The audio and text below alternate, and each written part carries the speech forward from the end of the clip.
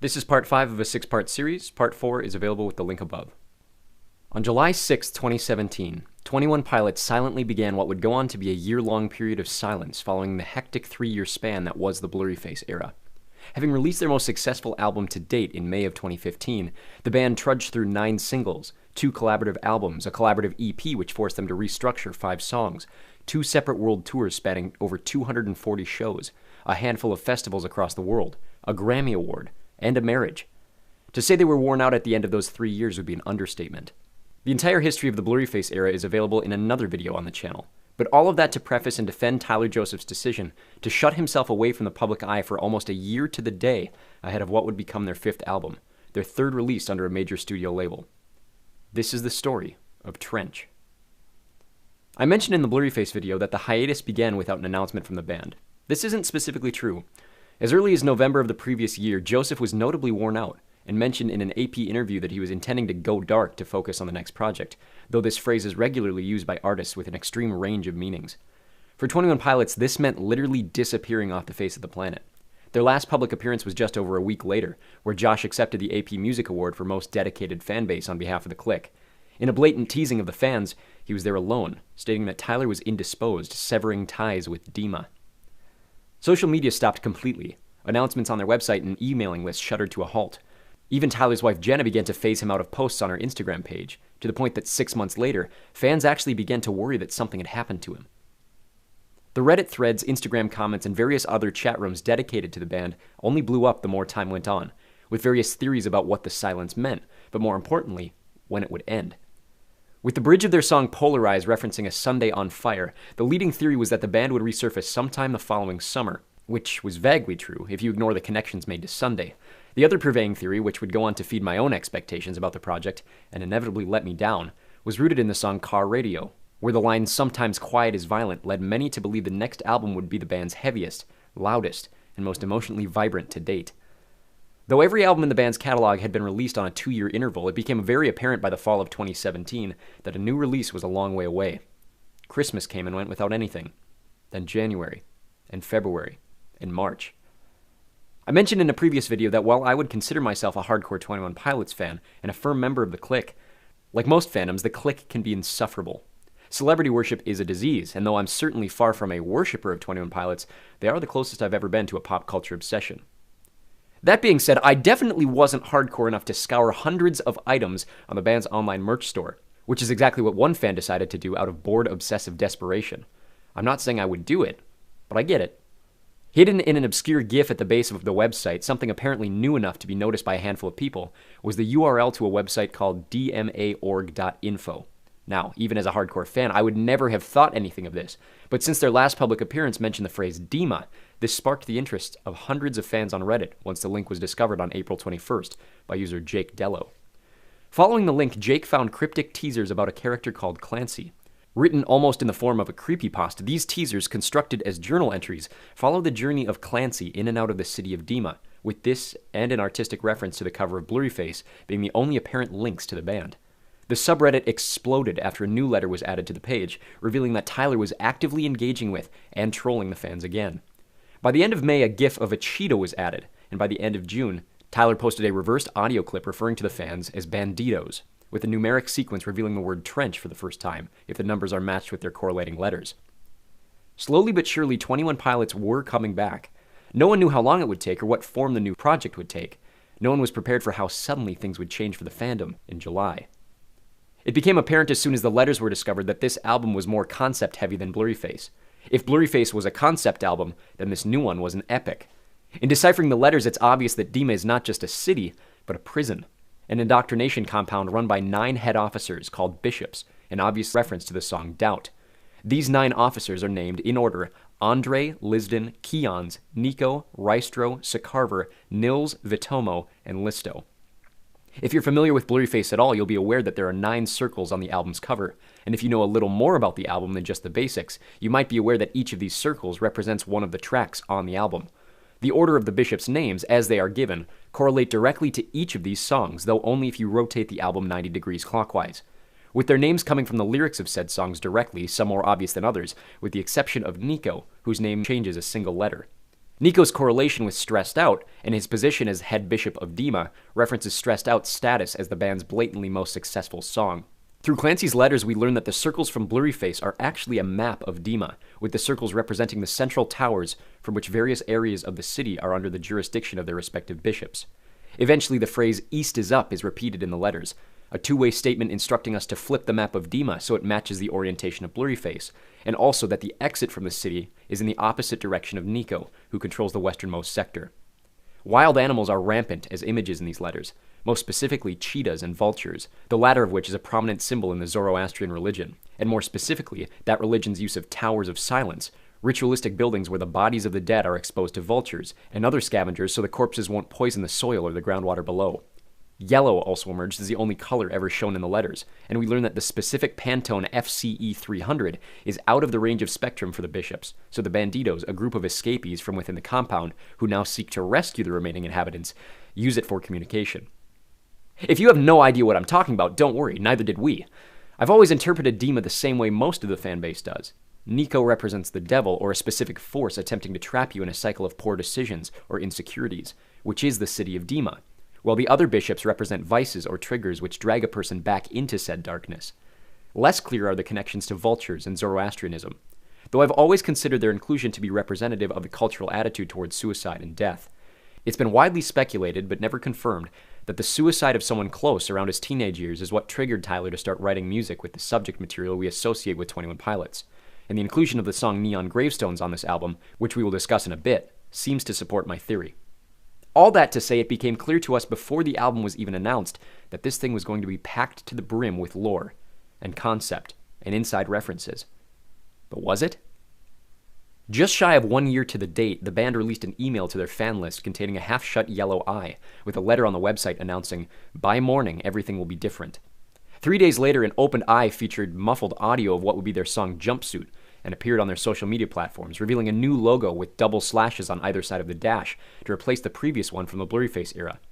Overnight, in what would be, in my opinion, one of the most impressive marketing campaigns for a band with the reach and budget of 21 Pilots, billboards revealing the band's new branding were placed in cities as far away as London, and the next morning the boys finally released the floodgates, with not just a new logo and typeface, but an album title, a tour announcement, and 2 new singles, Nico and the Niners and Jumpsuit, the latter of which was accompanied by a music video filmed in secret on the southern coast of Iceland a couple months prior, which features elements of Dima, the Bandidos, and the bishops hinted at in Clancy's letters.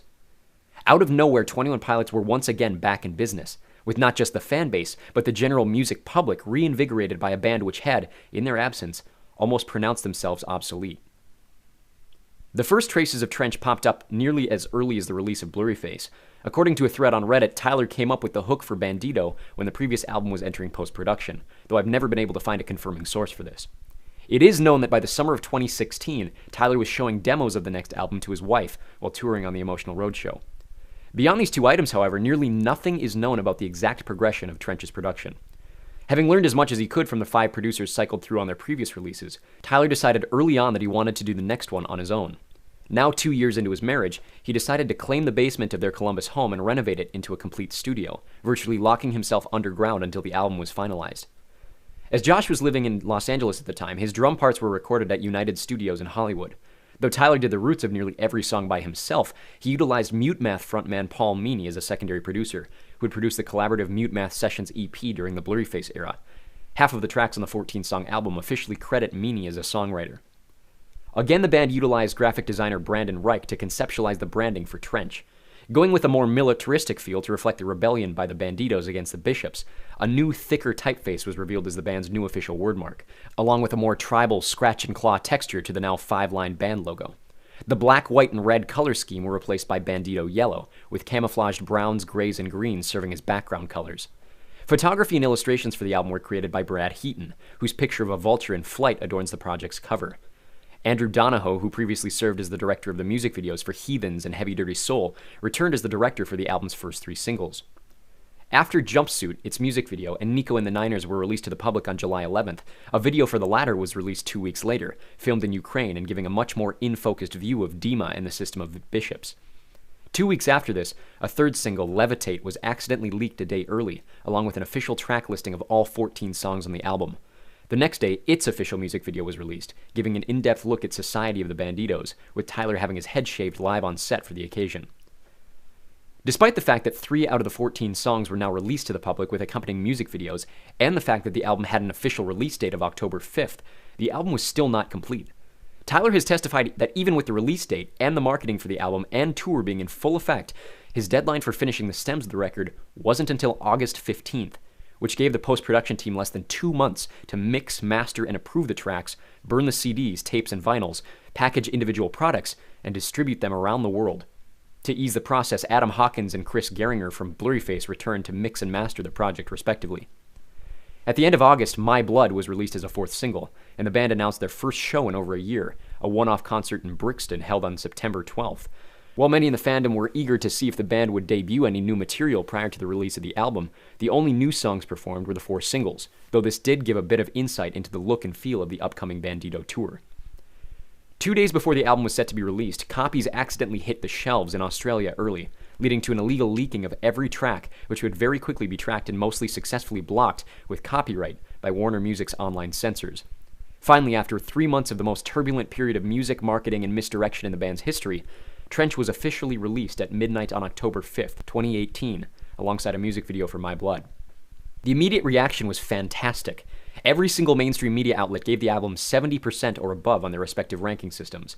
The overall consensus from the fanbase in the first month of its release declared Trench the best album in the band's collection, with specific praise being given toward the scope of the album's concept, the decision to self-produce the album, and the range of performance on the album. I have a lot of thoughts on this specific topic, but I want to skip over it for a bit to talk about what came next for the band. Less than 2 weeks later, the Bandito tour sparked in Nashville, accompanied by electronic rock band AWOL Nation and solo artist Max Frost as opening acts. This first leg lasted for 2 months, before heading to Australia and New Zealand for 6 shows alongside hip-hop artist Draft. Moving to Europe for the new year, the third leg lasted for 2 months between Ukraine and Portugal, accompanied by the Regrets, then moving to Mexico with Saint Motel, and Canada with Bare Hands, eventually concluding the original schedule of shows with back-to-back nights in Columbus at the end of June. Having expected the third track on the album, Morph, to be the next Stressed Out, the band canceled its release as a single when they were shocked to find fans upset with them for not playing the 5th track, Chlorine, during their original set list. With fans literally chanting for the song so loud during their shows that they could hardly hear their in-ear monitors, the boys were forced to restructure their plans, releasing the song as a single on January 22nd, in time for them to add it to the encore ahead of their European tour. The song's music video, directed by Mark Eschliman from local media company Real Bear, introduces a CGI creature named Ned, a sort of cross between an alien and a deer that preceded Baby Yoda by over 9 months. Ned would become an official mascot for the band for the remainder of the Bandito tour. On July 16th, the album's 6th and final single, The Hype, was released to generally positive reviews. The Trench era was also a time for dramatic changes in the boys' personal lives.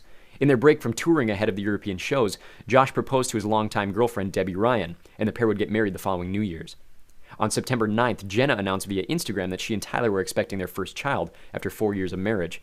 Their daughter Rosie was born in February of the following year. Due to overwhelming ticket demand on their first round of shows in the United States, the band decided to extend the Bandito tour and hit 20 of their most popular metros again, this time featuring indie pop band Mr. Wives as the opener, a role they had previously served during the Blurryface era. This additional leg was further expanded into the summer of 2020, with Tyler taking several months off from touring in anticipation of Rosie's eventual birth. The Bandito tour was supposed to finally conclude on June 24, 2020, at RDS Arena in Dublin. And then the world ended. 21 Pilots went dark just a month after I graduated high school. In heading off to college and entering the most rapid time of change and restructuring in my entire life, I was now without my favorite band providing occasional content to keep me grounded. I went through my entire freshman year of college in a fairly rough mental state, based around a handful of factors I tried to leave back home, and in the absence of 21 Pilots, heavier sounds like My Chemical Romance, Muse, early Panic at the Disco, Radiohead, and the All-American Rejects took their place.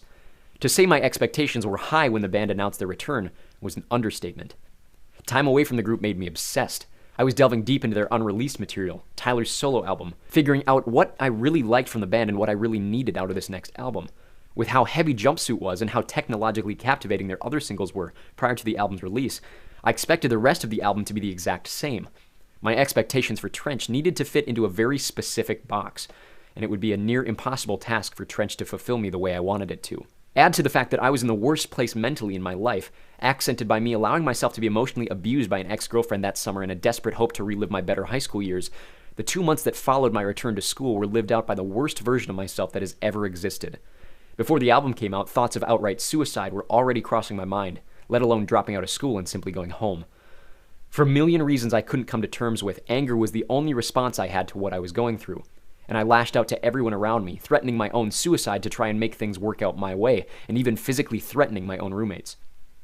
When Trench was released in October, I was not in the right place to enjoy it.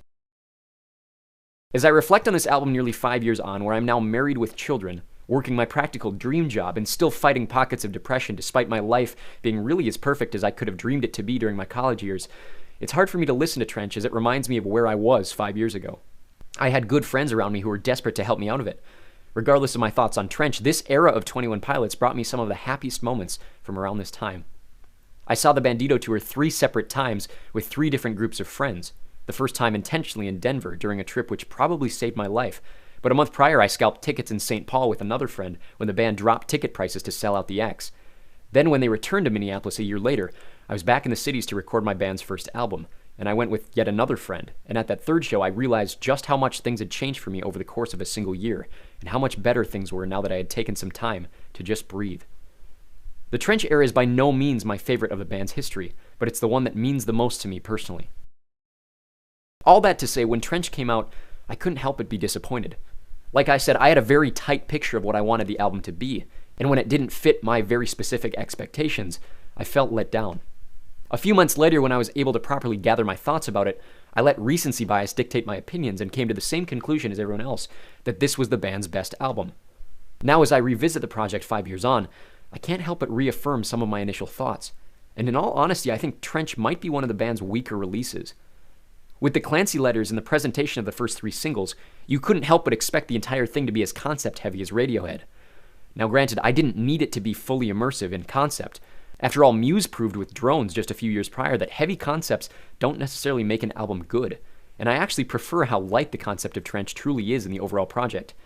The problem is how it was presented to us, both before the album's release in its teasers, and after the album's release in the form of the live show. Only half of the album deals directly with the Dima concept.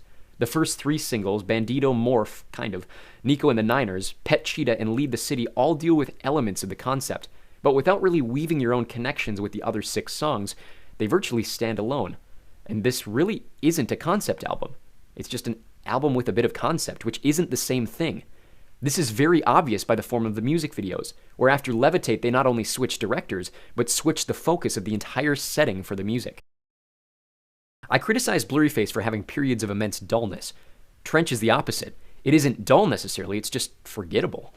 A number of songs in the latter half of the album are among the weakest in the band's catalog, and while the musical choices keep things flowing and less abrupt than Blurryface, the median quality of the music is nowhere near as high. Tyler's choice to deliver most of the album's vocals relaxed rather than his usual manic is a nice change of pace from the previous releases, but it makes certain songs feel inherently that much less impactful. Whereas Blurryface added elements of reggae to the band's arsenal, the new sounds on Trench are loaned from R&B and funk, most notably seen in the album's most incongruent track, Legend, which is far from the worst song on the project, but very obviously sounds the most out of place. The best songs on the album, in my opinion, are the ones which advance the best parts of the previous albums, not try to replace them, which is where the latter half of the album falls so much flatter than the first. Despite the involvement of Paul Meany and the post-production team from Blurryface, I hate to say that with Tyler making this album in his basement, you can kind of tell.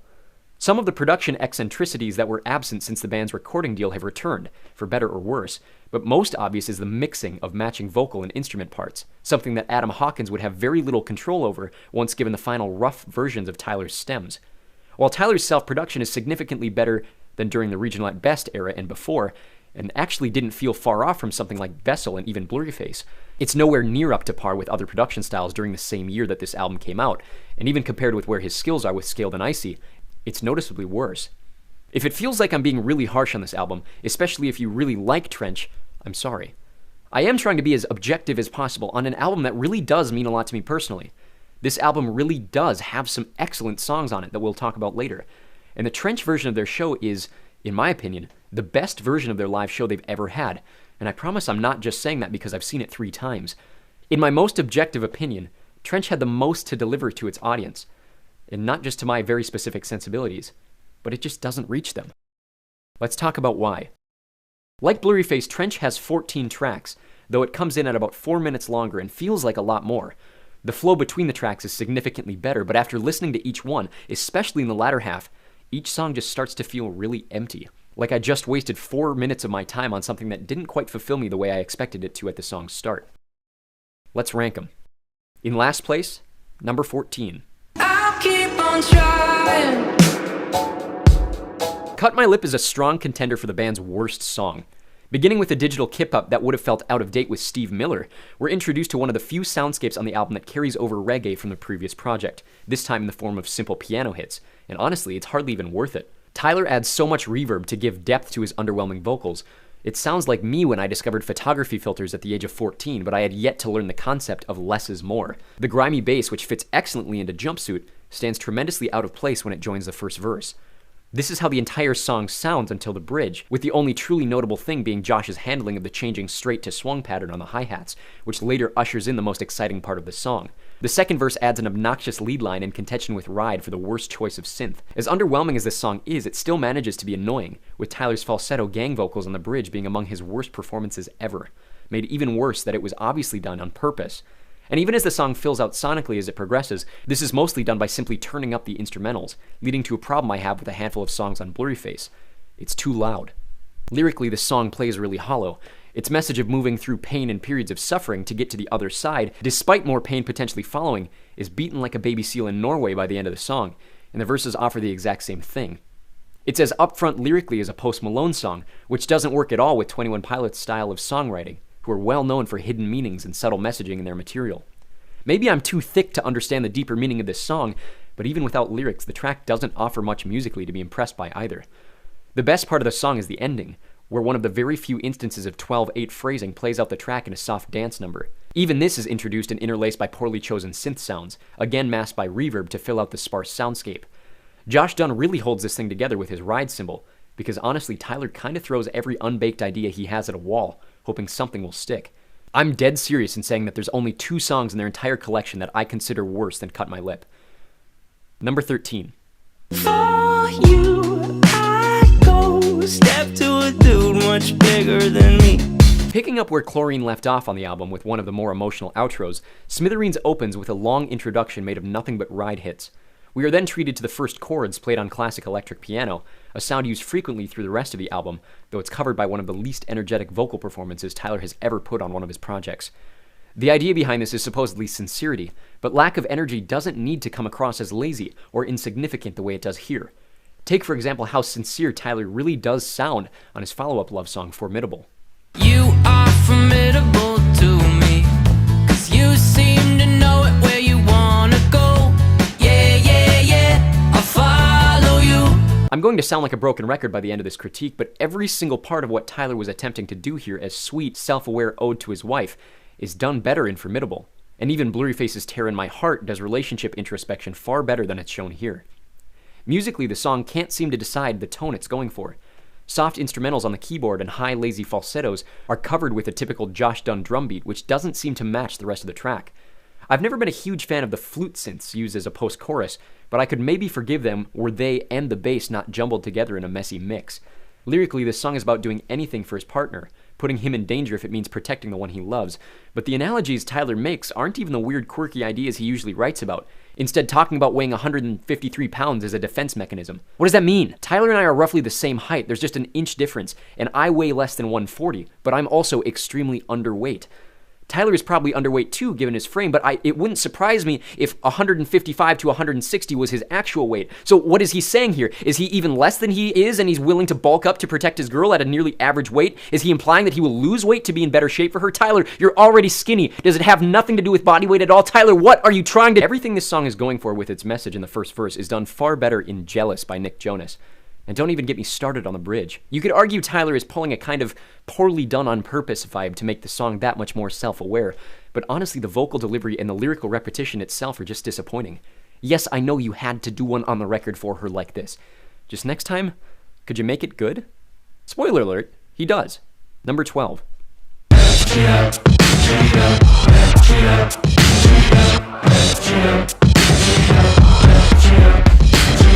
I can feel the keyboards typing as I speak. I want to backtrack from what I said in the Blurryface video where I criticized Pet Cheetah and No Chances for backing away from trap at the chorus. In all honesty, specifically on Pet Cheetah, the melancholy chorus is the best part of the song.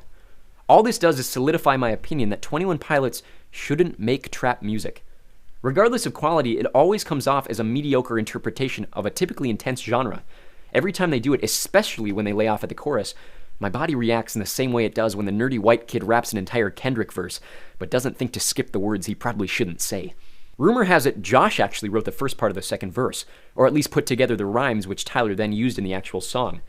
The cheetah in question, despite the imagery and interpretation in the lyrics, isn't a figurative metaphor, but a reference to the Cheetah Master Series, a MIDI keyboard which Tyler owns and uses to record MIDI tracks in his home studio. So in channeling the classic write about your writer's block trope, Tyler is referencing his keyboard as doing all the work in making music, whereas his lyrical abilities feel non-existent. I would genuinely like this song if the sincerity I feel during the chorus and the bridge lasted throughout the full track, but I can't help feel distracted by heavy hip-hop filled with trap elements on an album that very obviously wasn't produced by someone with a background in trap. The fact that this album came out 2 months after Astroworld, which was produced in roughly the same way, is just embarrassing. In conclusion, chorus good, song not so good. Number 11. East is up. I'm fearless when I hear this on the low. East is up. They say in good writing, show, don't tell. A little exposition is good, but an exposition dump is bad, especially when you use it to start every week of AEW Dynamite. Nico and the Niners is the exposition dump of Trench, and it happens well into the project's second half. When you take into context that when the single was released, no one had any clue what Trench was about or any of the thematic material it was covering, it worked extremely well as a teaser for Trench. But as you might be familiar, a trailer is not a complete movie, and Nico and the Niners isn't the full album. And honestly, it's not all that complete of a song either. I have it placed where I do for both nostalgic and personal taste reasons, but if you were someone who didn't experience the release schedule of Trench, I wouldn't blame you for having Nico and the Niners at the bottom of your rankings. While the lyrics of this song drop it down in my overall ranking, I would like to point out that musically, and production-wise, this might be Tyler's best work on the album. Opening on a distorted ukulele line, this is the only track on the project that really truly carries over the island reggae feel from Blurryface. As a result, the song has the unintended consequence of feeling very out of place in comparison to the rest of Trench. Aside from distorted instrumentals, the production on Nico and the Niners utilizes a technology rarely seen in pop music: reverse tracking. You might notice at the start of the song the pronouncements, "We denounce vialism," "You will leave Dima and head true east," and "We are banditos" are spoken in reverse, but it's not until roughly halfway through the song that the fun of the backwards tracking really comes into its own. After a false bridge which utilizes vocal gendering only ever used by the band on the song Heathens, the lead and bass lines from said section, and even the drum tracks, begin to play in reverse, essentially undoing the events from the first half of the song.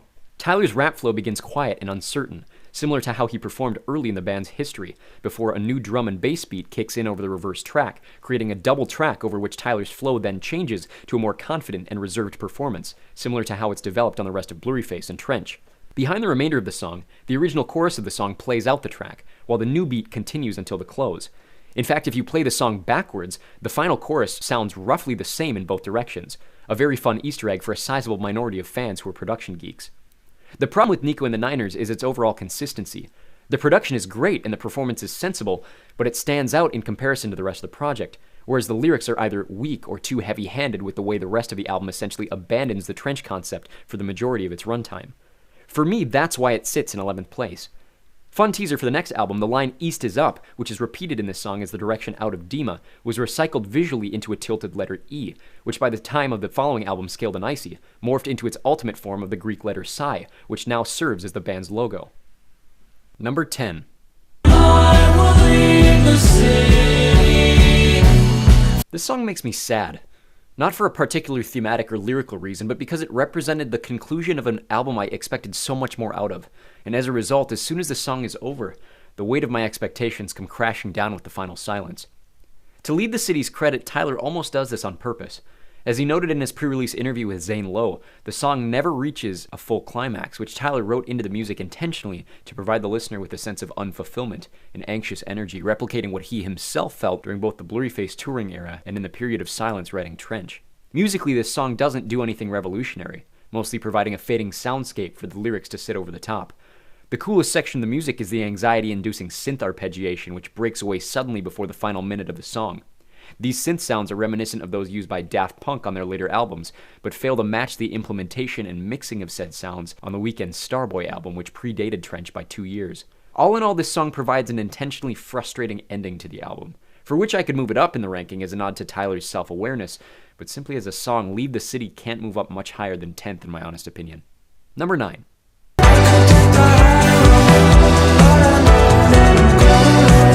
This song might mean a lot more for a fan of the band from Ohio than someone like me, but I still feel like 9th place for this track is somewhat generous. In terms of pacing and soundscape, this tune falls with the trio of Cut My Lip and Leave the City, but where this one excels in comparison to the other two is its lyrical sentimentality, and how unnecessarily hard the breakdown goes. As mentioned earlier, this was apparently the first song Tyler wrote for Trench, with rumor claiming he wrote the song in his head during a festival performance early on in the Blurryface era. I don't know if there's any truth to that, but the attitude of the song and what it was intended to mean for the early fans of the band seem to fit this narrative. Musically, this song is almost perfect in painting the picture to match the lyrics, opening with a somber piano line which emulates the sadness I feel for the state of the album coming out of Cut My Lip.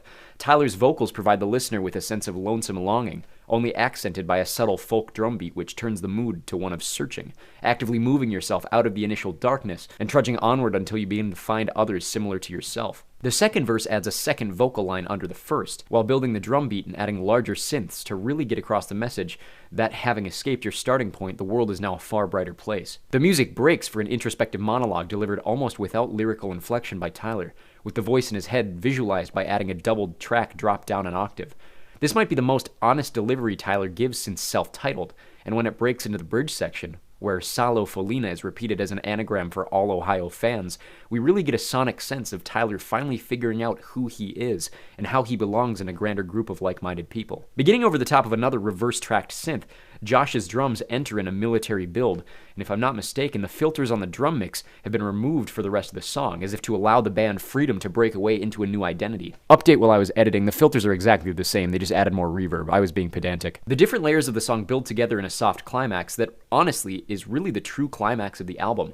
The music breaks out in a colorful cake of the returning layers of the song. The chorus lines are topped by the bridge lines, which themselves are covered by a well-mixed inclusion of a restricted Josh Dun showcase and artificial horns.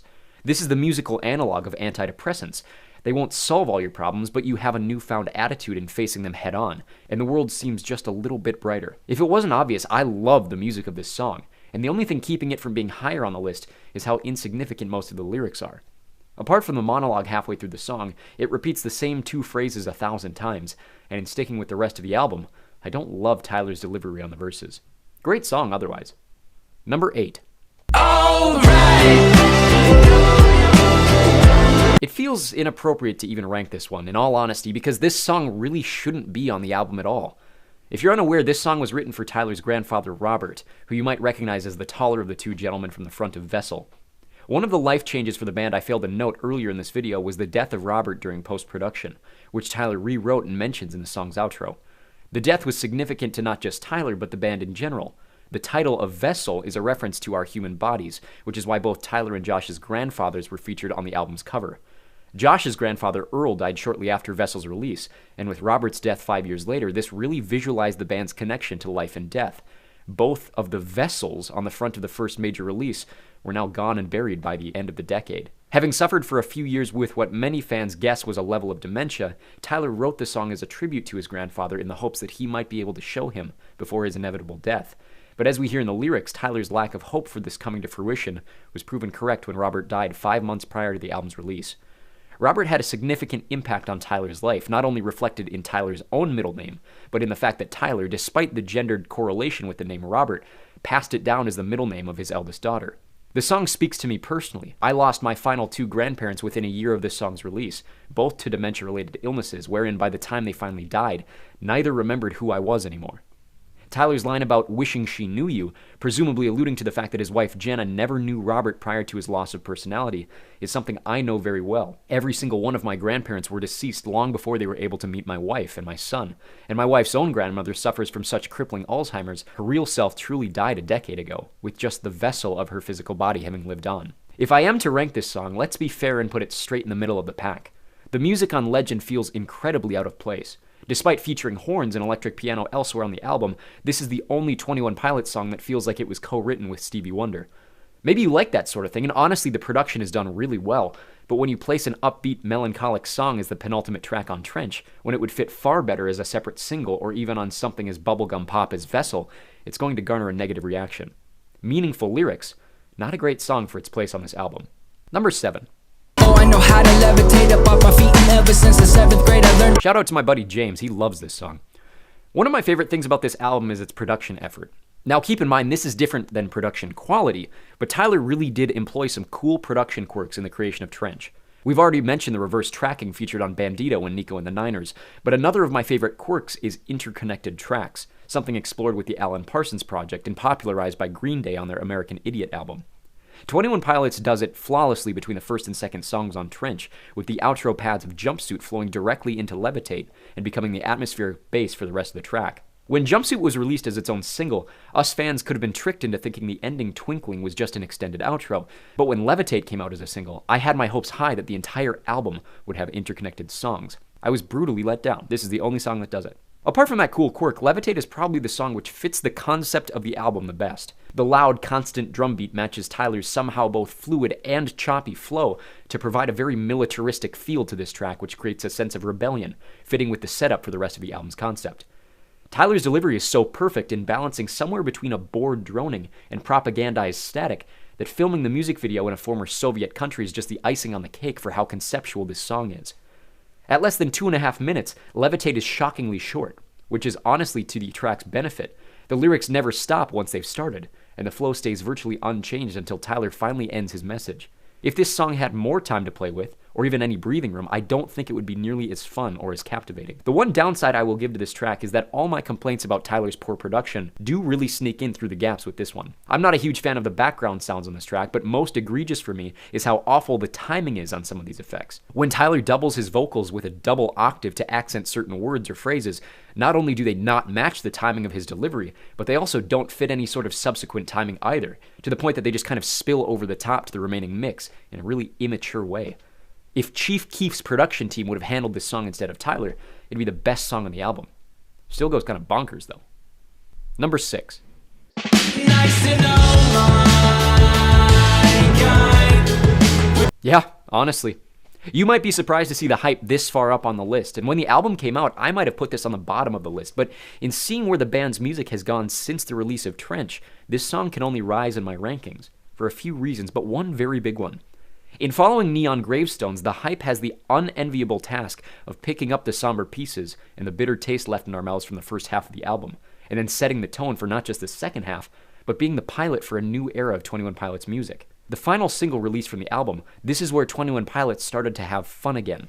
The hype marks a distinct tonal shift in the band's music, where they no longer take themselves so seriously, and having privately moved past the deepest parts of their individual depressions, the boys' outlooks on the world are changed, more mature, and looking for something to focus their newfound freedom on rather than simply addressing mental health. The hype is about community, being free and comfortable in who you are and the things you enjoy without having to be placed in a box, with the boys' music here being notably more relaxed, something followed up on, at least musically, with Level of Concern, and later on the majority of the album Scaled and Icy. The hype is unbelievably simple, with simple drums, simple chords, a simple ukulele, a simple melody, and simple delivery, you name it. This song is simple.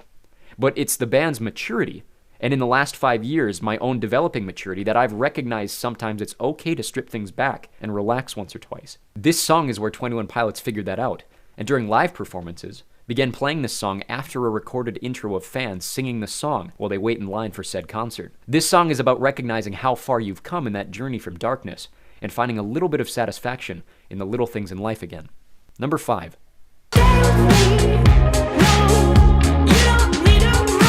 Before the rest of this album came out, you could have convinced me that this was the love song Tyler put on the album for his wife. However, the more you explore this song and its lyrics, especially when wrapped up with the rest of the album, it becomes obvious that the lyrics aren't about a romantic bond, but more so a family bond, and specifically, the bond between brothers. Lyrically, My Blood is very similar to Smithereens, a similar message, a similar point to be made, but done better in nearly every way. It talks about the fact that in one's life, friends and acquaintances will come and go, but regardless of everything you've done or every bad decision you've ever made, most people still have some semblance of family to fall back upon. Tyler understands how lucky he is to have that close bond with his parents and his siblings that only a minority of people seem to have these days. and accentuates how great that bond is by assuring his family that they will be protected regardless of their situation. A less obvious connection one can make with the lyrics of the song are Tyler's admissions of celebrity. Despite the fact that he's a multi-millionaire and a musician with Grammys, record deals, world tours, and movie soundtracks under his belt, he will never sell out from his family. Instead, much like moral saint Walter White from Breaking Bad, he's going to use this money and fame to benefit his family when he returns home from his job. Musically, this song is one of the best on the album, although I feel like the intro doesn't always fit and kind of kills the pacing of the album after the momentum of the first 3 tracks. The airy beginning really does serve as a great introduction to a grimier, more brutalist exploration of pop hip-hop. The influence of touring with Mr. Wives is very obvious here.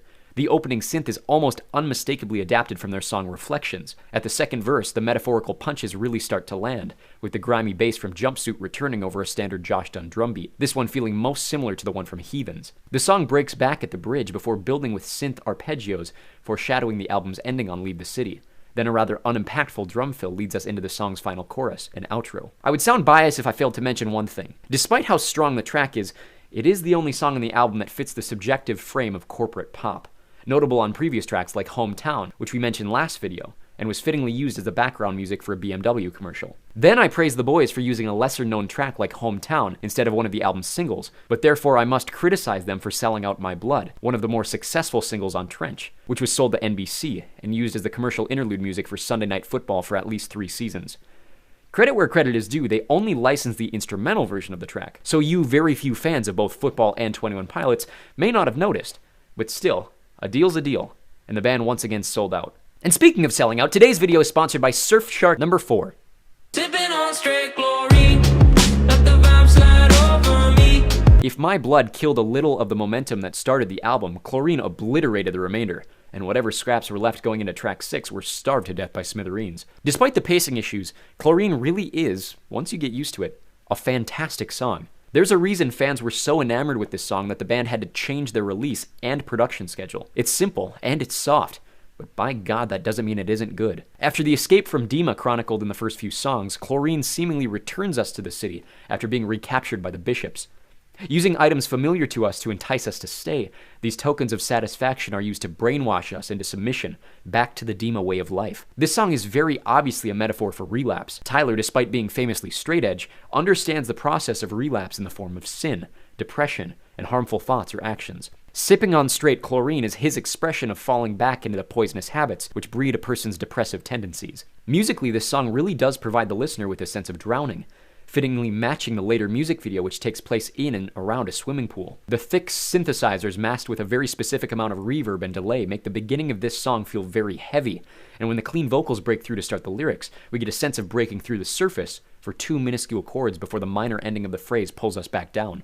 Also excellent in the mixing of this tune are the added moans at the end of phrases, packaged in insane levels of wet reverb, which to me spark the far-off sounds you encounter in deep water. As someone whose only real fear is bottomless water, these added chirps add to the sense of intentional discomfort created in the soundscape of this song. By the middle of the track, the bass and drums are in full 21 Pilots vibe territory, accompanied by clear crystalline piano trills which continue even after the main instruments of the song drop out at the bridge. During said bridge, the echoey vocals and piano trills are accompanied once again by those reverbed sound effects, once again drowning us in that incredible sonic metaphor before everything breaks completely and Tyler delivers the final outro verse in an empty hall. Despite my feelings on the rest of the album's production quality, this is the one track that I can comfortably state the production matches the scope of Tyler's sonic ambition. It's too bad I really like 3 other songs a lot more.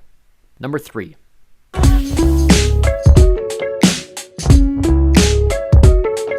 The first song I listened to after the album came out, I am so disappointed that the Click ruined the boys' plans for this song. This song perfectly bridges the gap between proposed concepts of Trench and more of their pop-heavy hits from Vessel and Blurryface. Do I think this song could have been the next Stressed Out? No, not necessarily. I think it's still a little too niche with its message, but the decision to shift the band's sound into the future from stuff like this, which I personally connected more to, is frustrating to me in retrospect. Coming straight from the energy enhancer that is Levitate, which ends on an emphatic cliffhanger of a snare hit, Morph reels us into the next section of the story with a strong lead line playing on a MIDI marimba. Excuse my pun when I say that Morph takes the adrenaline from the previous track and literally turns that emotion into vibes. It morphs it, you could say. I'm sorry, that was 2 puns. In my first listen through the album, Morph did an excellent job of maintaining the pace of the first 2 tracks, keeping me invested in what Tyler was trying to say. This is probably the most indie pop feeling of the songs on Trench, keeping the sound back in the 2014-2015 spectrum with the pings and pangs of the aforementioned marimba, making this song stand out to me when surrounded by a 2018 pop landscape that had shifted far more into the realms of airy synths, dominated by singers like Khalid, while moving to more bass-heavy trap and Latin-influenced pop like Charlie Puth and Camila Cabello. Maybe the reason I like this song so much, despite sounding outdated even when it came out, is because it reminds me of my own golden age of listening to 21 Pilots. Lyrically, this song deals with the process of transforming from one point to another, specifically the dreaded actions needed to be taken to get yourself out of a depressive state or a bad situation, knowing that you'd be far more comfortable staying where you are now. Tyler relays this in a manic way, overthinking the literal ifs and whens of turning thoughts into actions, and portraying this to the listener by way of using the same word multiple times in the same or every other line. In the second verse, he develops this even further, using lyrical assonance in such a flashy way you could be mistaken for thinking he was trying to mimic early 2000s Eminem. The song's ending takes elements from both The Judge and Lane Boy from Blurryface. In the former, the final chorus hears Tyler cheekily yell out Josh's name, which he does far more obviously in Morph to precede the following drum break, harkening back to the showcase awarded to Josh in the latter. Musically, this song isn't super complicated, despite an unusual over-reliance on minor chords, and a very cool bass line in the verses that utilizes a sharp 7 leading into the minor root. The chorus features an R&B style break seen only elsewhere in the album on Legend, though it fits a lot better on this track than it does later, once the tone of the album is more established. For what I believe is the first time in the band's history, Tyler chooses not to accent his words with an octave drop, instead using a newly accented harmony going up the fifth, though the octave drop does return on the third verse to mimic the visualized appearance of Nico in Tyler's mind. One other thing to note is the use of a plate filter over Tyler's voice, which creates a very specific tightness, which benefits the overall mix of the song. I know some people who really don't care for this song, but for me, this is exactly how I want any standard 21 Pilots song to sound. Number 2. You heard me right. Number 2. And it's not without trying. Neon Gravestones is almost perfect, and if not for very specific reasons I will give in the next entry, it would easily take the top spot on my album rankings. By the time Trench was released, Tyler Joseph had spent over a decade writing and publishing music which highlighted an underlying mental health crisis among his peers and contemporaries. The release of Blurryface coincided with what many viewed as a grand shift in the attitude of the country, and in turn the world. Whether this shift is related to the lead up to and eventual result of the 2016 presidential election is up for debate, but the decade-long outcome of the Great Recession and its effect on young people as they enter adulthood certainly did have a correlating impact. 21 Pilots' music reflected both the subtle attitudes about worldly dread in songs like Stressed Out, while the more serious problems of social mental health and its consequences with physical harm and suicide were highlighted in songs like Guns for Hands, Car Radio, and Goner. Between 2015 and 2018, the music industry picked up on what 21 Pilots had been trying to say for years. Though they were far from the only group that had pushed the mental health message, suddenly the ideas of anxiety, medication, and suicidal thoughts were being capitalized upon by the music machine. And instead of pushing listeners to get help or find solutions to their problems, pop artists desperate to make more money began simply adding lines about the problems in their music to say virtually nothing more than, "It's cool to be quirky," and "I have problems too, buy my merch."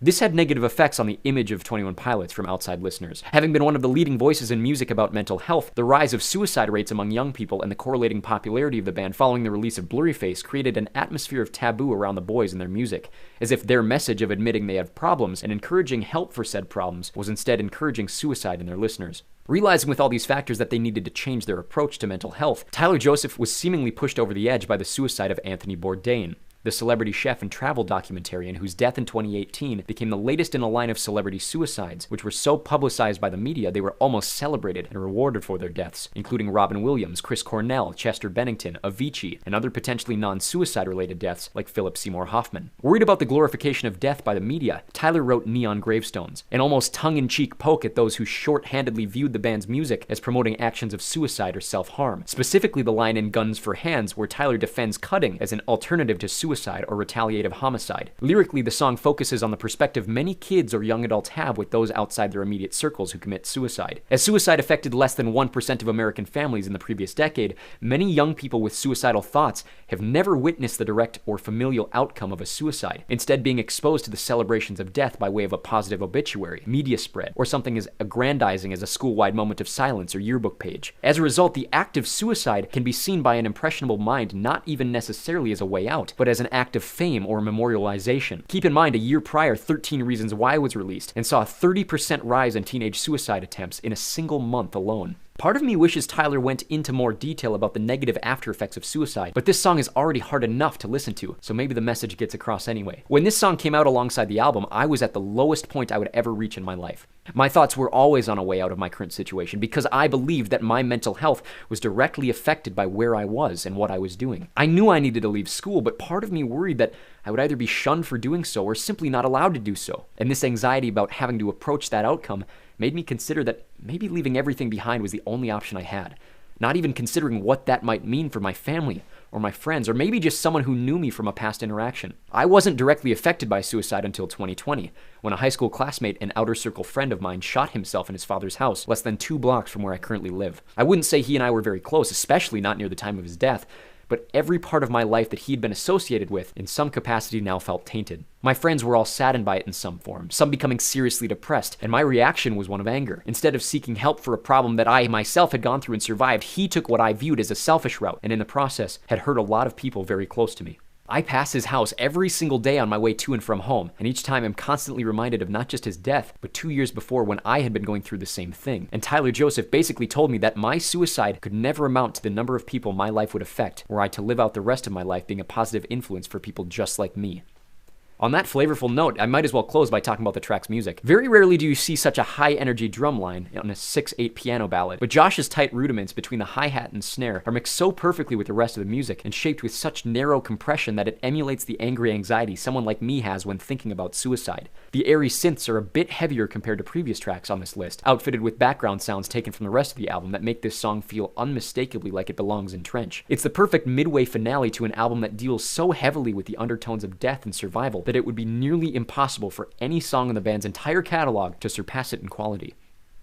And yet, number 1. I can't believe how much I hate. Yeah, honestly. I know some people take issue with the juxtaposition of the ultra-soft bridge next to what is, sadly, the loudest part of the entire album. But the more I come back to and listen to what is not just the opening track, but the first track any of us pre-Trench fans ever heard from the album, Jumpsuit sets the perfect tone for what to expect going forward through the rest of the 13 songs. Whether your chosen continuity follows on from Heavy Dirty Soul, or Goner, or Heathens, all 3 songs fit sonically and tonally into the opening of Jumpsuit, which intelligently begins with a drowned siren to return us to the manic energy of the last album, while also introducing us to the prison escape from Dima, which is introduced only now in this song. The grimiest of grimy basses brings us back to the soundscape of Blurryface, before stripping it completely away and literally rebuilding itself from the ground up. Lyrically, this song is about a person's safety blanket, whether it be a literal jumpsuit, as would be the case for many fans who dressed up to match the Banditos on the later tour, or something as abstract as a vice needed to clear a person's headspace and escape their inner turmoil. It serves as a shortened form of the album's main message, that being the process of change and difference from what was comfortable but unhealthy before. The music video filmed in southern Iceland, which I have been to, by the way, how's that for in-depth research, literally shows Tyler running away from his demons. He discusses the interactions he has with new people, struggling with anxiety over whether their intentions are good or bad, and whether or not he can trust people who promise help, which is something everyone who's ever been to therapy has had to deal with on some level.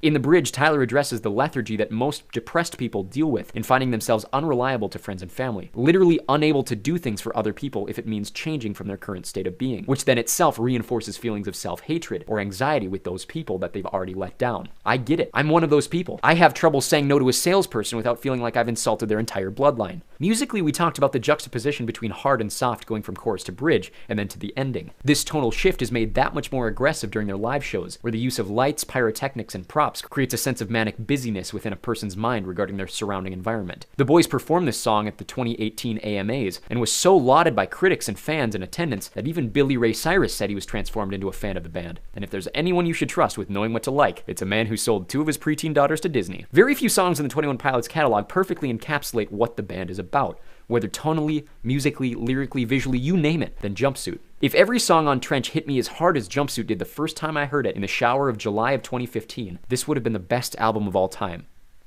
But instead, we got Trench. 6 out of 10. I love the era, don't love the album. Second half sucks. On to the Dragon. Oh, and like, share, and subscribe, please. Thank you very much.